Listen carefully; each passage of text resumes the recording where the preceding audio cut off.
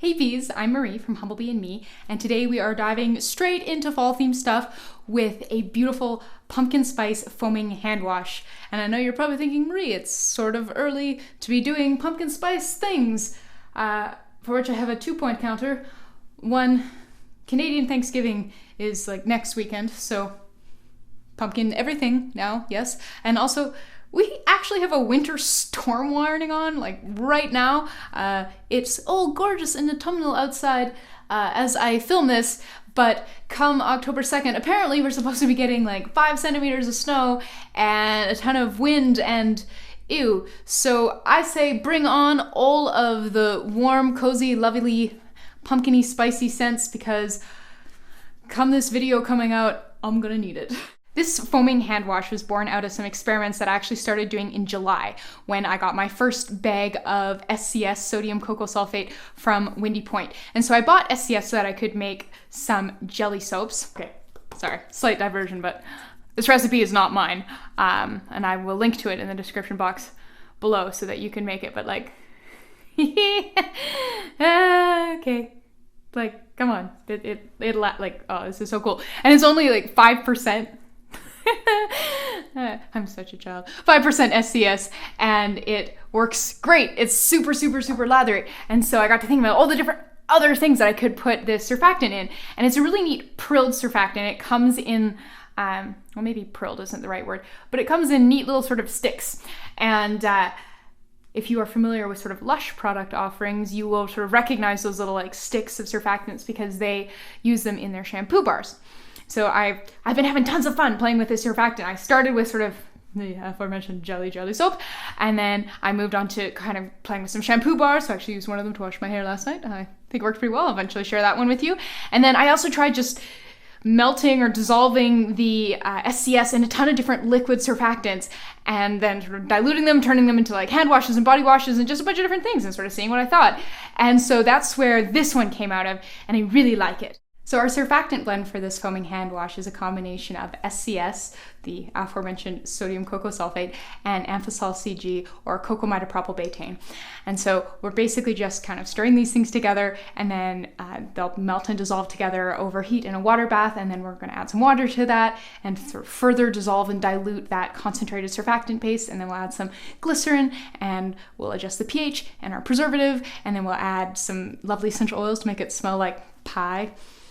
And that's more or less it. It's really, really quite simple to make. If you don't have SCS or you don't want to use it, you can use SCI or sodium cocoa isothianate instead. This will, of course, create a slightly different final product. It will be a bit milder. The lather will be different.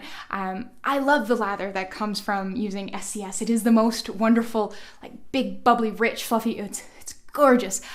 You put that on like a loofah in a body wash and you really like work that up and it's like, this is like the lather that's in ads. It's incredible. SCS does have a higher potential to be irritating than SCI does. So while I find I'm really, really liking it in shampoos and in hand washes and in body washes, I'm not really using it in stuff for my face. Because we are pairing it with the amphoteric surfactant, the Cocamidopropyl betaine, that does help reduce sort of the irritation potential. And because, of course, it's a rinse-off product and we're diluting it, there's a bunch of stuff that we're doing to sort of reduce the chances of it being irritating. But if you have very, very sensitive skin, you might consider just sticking with SCI instead of SCS. As lovely and fluffy as it is, irritation is obviously not worth having big, fluffy bubbles that SCS gives us. All right, well, I think that's sort of enough. If you want to learn more, please, please, please check out the written recipe for this blog post. It is so much easier for me to link you off to more resources to learn things, and you can kind of, read through things multiple times if you want to, and that's where all the written instructions are and all the links to all of the ingredients. So I say this at the end of every video, but I still get a ton of questions about it, so I think people kind of skip the end of the video. So if you want to read the recipe, if you want links, if you want ingredient sourcing, if you want more information, please check out the associated blog post, and I will link to that in the description box below. But yeah, let's go make some foaming pumpkin spice hand wash. So we're going to begin by making our surfactant blend. So in here I have 15 grams of Cocamidopropyl betaine, or Amphosol CG, that's the precise one that I'm using. And here is some sodium cocoa sulfate, and so we need 10 grams of this. So I'm going to measure 10 grams of this into the Amphosol.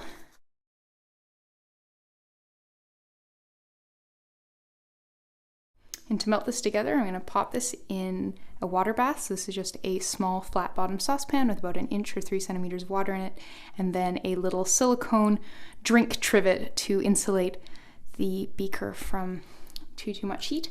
So I'm just going to give that a stir together, and I'm going to pop this on the stovetop over medium-low heat. This takes about 15 to 20 minutes, and I definitely find that giving it the occasional stir and smush speeds things along. So it's been about 20 minutes and our surfactant paste is all melty. You can see that it's quite soft.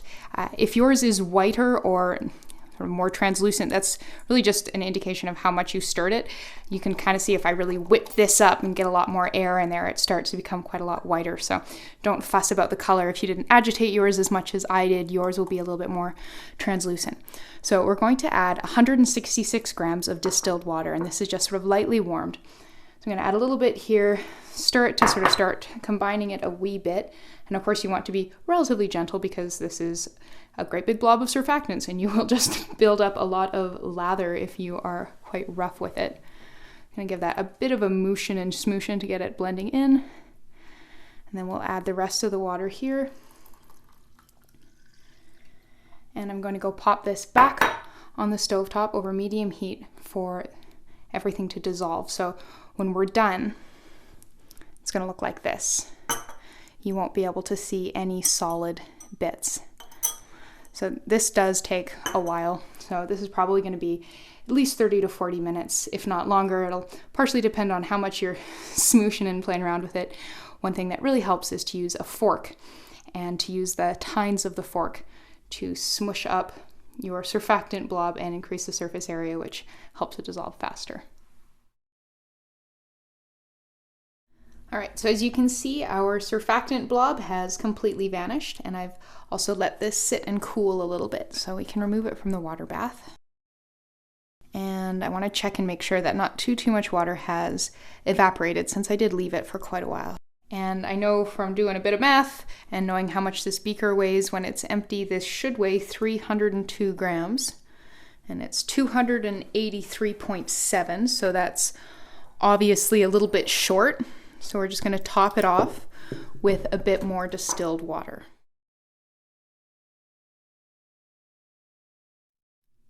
And now we're also going to add 7 grams of vegetable glycerin. I've got vegetable glycerin here.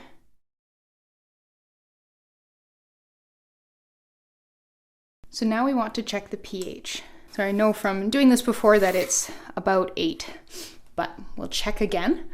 So I want to thank Susan from Point of Interest for sharing some links on her social media on the importance of diluting your samples when you test them. So that's what we're doing here today.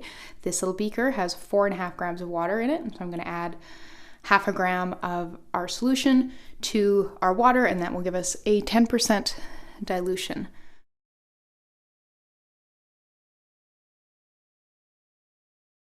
Since this is just testing and going to be discarded, I'll just dip this pH strip right in there. All right, so you can see that that's kind of in this 7-8 range, and we want it to be a bit more acidic than that. So I have a citric acid solution here, and so this is 1 part citric acid to 2 parts water. So we're going to add about 0.6 grams of this.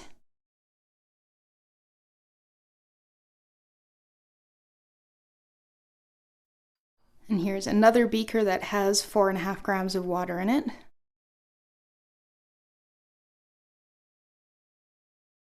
You see that is much more acidic, and we're kind of around that 5-ish point. So that's awesome. In case you are thinking I am a wizard knowing exactly how much I wanted to add, don't! I have done this already with this exact recipe and had to do it in smaller increments last time. So this is not, I'm not that good, believe me. I just had the advantage of sort of studying beforehand. Our next step is letting this cool down. It's still pretty warm, which is not surprising considering it was sitting in a water bath for so long. So we want this to cool down to room temperature before we add our essential oils and our preservative. Now that our wash is all room temperature, it's time to add our preservative. So in here I have 1 gram of liquid germall plus, because this is a 200 gram batch and that's a 0.5% usage rate. And so I'm going to put a bit of this in here, and then we'll stir that in before transferring it to the main container. I like doing it this way because it's easy to accidentally over pour the preservative, and if you're pouring it straight into your sort of parent concoction, there's not a lot that you could do about that. It's just, whoops, there's way too much preservative in there. And depending on how much you overpoured, you might have to throw it away. So if you do it this way, you still have the ability to remove some preservative. But obviously if you just kind of just scrape it out, you might not get all of it. So I found that this seems to be a pretty good compromise, where you get some of the concoction in here really stirred up really good. Make sure you're getting all of the preservative out of your little smaller measuring vessel, and then you can put that into the parent concoction. All right, now we're going to add our essential oils. Cinnamon bark, of course, a must for anything pumpkin spicy. I'm a complete sucker for ginger, so you gotta have some ginger, but make sure it's CO2 distilled. You can get both steam and CO2 distilled ginger root essential oil, but the stuff that's distilled with steam smells like socks. It's awful. If you can't get CO2 distilled ginger root essential oil, just don't buy ginger root essential oil, because the steam stuff is a waste of money. Vanilla, of course, and this is actually the vanilla oleoresin. It's water soluble, but we can actually use it here, of course, because there's plenty of water in here. So it's nice to have use for that, and it smells amazing. And then just a touch of cloves. So I'm gonna start with 5 drops of vanilla, 3 drops of cinnamon bark, and 1 drop each clove and ginger.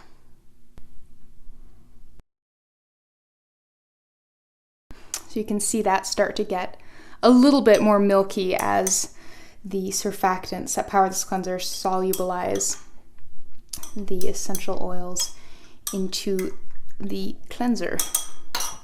So now that we have all of our ingredients, we have our preservative, we have our scent, we have checked and adjusted the pH, we can package it. So these are some lovely pump top foamer bottles from Ivan over at Humblebee. These are gorgeous. So he, full disclosure, he did give me this. I didn't pay for it, but I'm super excited about it having like an actual pump top, like a proper sort of soap pump or a lotion pump. The ones that I've been using before were more like a sort of like a just a foghorn or something. They were sort of genuine. It was really quite awful, because I found that you had to hold the, like you couldn't just sort of hook your hand and pump. You had to hold it with one hand and then sort of like do this awkward pump thing with another, and then it just sort of came straight out, and not so good. So I'm really excited about these bad boys. A moment of foamy truth.